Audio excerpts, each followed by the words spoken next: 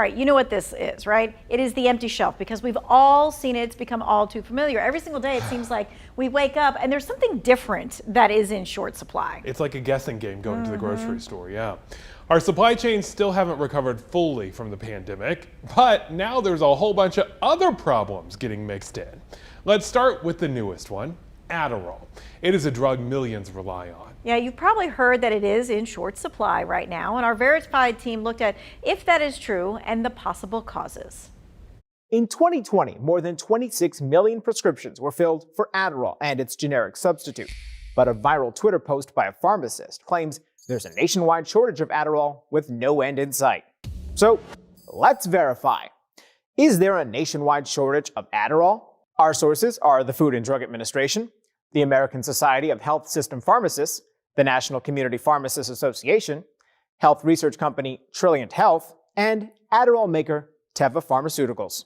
Teva Pharmaceuticals manufactures about half the U.S. supply of the drug, which is commonly used to treat attention deficit hyperactivity disorder. On October 12th, the FDA announced that Teva is having intermittent manufacturing issues, which will impact its ability to meet demand through the end of the year.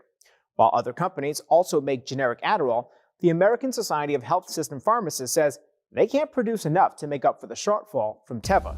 So, yes, there is a nationwide shortage of Adderall. The FDA is encouraging people who take Adderall to talk with their doctor about using an alternative medication or your pharmacist about whether another pharmacy might have your preferred brand in stock. With you at Verify, I'm Brandon Lewis. The shortage has hit pharmacies everywhere. Pharmacists tell us they're getting tons of calls from frantic patients looking for the drug. I mean, it's common to have drugs in shortage, but this year we've never seen Adderall, not to this extent. I've been really nervous that it's going to happen again, so I've been kind of hesitant to take the medicine I have. Because it's a heavily controlled medication, Adderall's not really something patients can stock up on in advance. That is why pharmacists say you should call your doctor to look for alternatives. Hurricane Ian's worst effects left communities in Florida underwater. People, of course, lost homes and businesses and loved ones, too. The damage is now also hurting one of Florida's biggest industries. Floodwaters wiped away a lot of the state's citrus crop. One farmer has more than 2,000 acres of land, and he says he lost half of it. This is the kind of thing that would put you out of business. You know, half your crop gone in a night. There's nothing that you can really do to prepare for something like that. A state study estimates the state's farming industry lost more than $1.5 billion from the storm. The citrus industry took a $300 million hit. That number could keep growing. We don't know the effects of the water on the root systems and what it's done.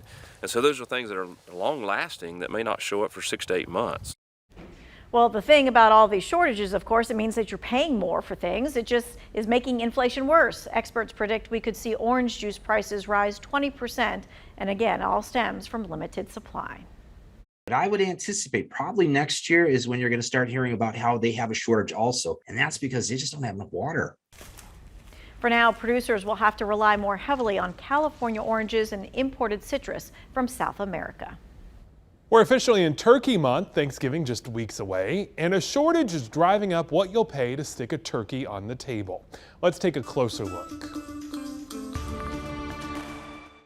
Farm Bureau's reporting record high prices for turkey this year. Some of the items, such as your frozen, basted turkeys commonly used for Thanksgiving dinner, have increased in price between 28 and 32% compared to this time last year. Boneless, skinless turkey breast prices soared to $6.70 per pound, which is a 112% increase over this time last year. Farm Bureau says this is the highest price in history. The previous record high price was $5.88 per pound, set in 2015 during the avian influenza outbreak. If a frozen turkey is what you're accustomed to getting, go ahead and, get that maybe a little bit earlier if you have room for it in the freezer. Experts say there will be enough turkeys to go around this year, but another round of highly pathogenic avian influenza is driving up prices. The state's Poultry Association says this sickness has not impacted turkeys since last February in Indiana, but the influenza is in 41 states currently. It's widespread. All that said, we do not expect that disease incident to affect the supply of turkeys. at Thanksgiving. The State Poultry Association and the Farm Bureau remind consumers higher costs of birds does not mean more money is going to farmers. From fuel, we've had fertilizer that is used to grow the grains that feed the birds. It has had an effect on what we have to pay for our labor. The avian flu strain has hit all birds. That's increased production costs and made it harder for farmers to distribute goods. And that means you're probably having a harder time finding eggs too. I know you're definitely paying more for them. All right, let's take a look at something else. This chart right here has really freaked some people out because it shows how many days of diesel supply that the U.S. has. So let me blow it up for you so you can see the most recent numbers. That's where the arrow's pointing there. It has fallen off quite a bit, and that led to claims like this. Thanks to the Biden administration's religious war in Ukraine, this country is about to run out of diesel fuel. According to data from the Energy Information Administration, by the Monday of Thanksgiving week, that's 25 days from now, there will be no more diesel. So what's going to happen then?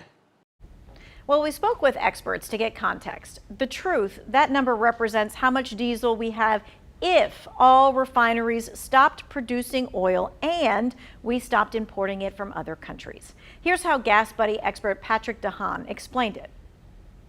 So he said it is more of a sign that refiners are having a hard time keeping up, as that number is usually 33 days and has dropped to numbers that are historically low. If refiners can outpace demand, the number will only slowly rise. But again, this number does not mean outages are imminent. At this point, shortages are not new anymore. We've all found our ways to cope with them. For sure. But don't believe every single doomsday prediction that you're hearing. There's probably some key context being left out. We're going to find it for you.